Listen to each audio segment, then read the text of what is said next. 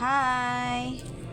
Umorder ako online ng birth certificate sa PSA. 5 days lang. 5 days lang na-deliver na. Pero nakalagay dun sa na 7 days. 7 days. Pero mas napaaga pa. Yan yung pernasas ko.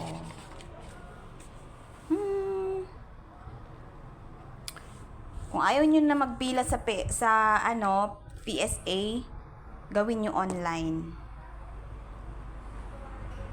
Yan. May resibo sa birth certificate, tapos resibo din to sa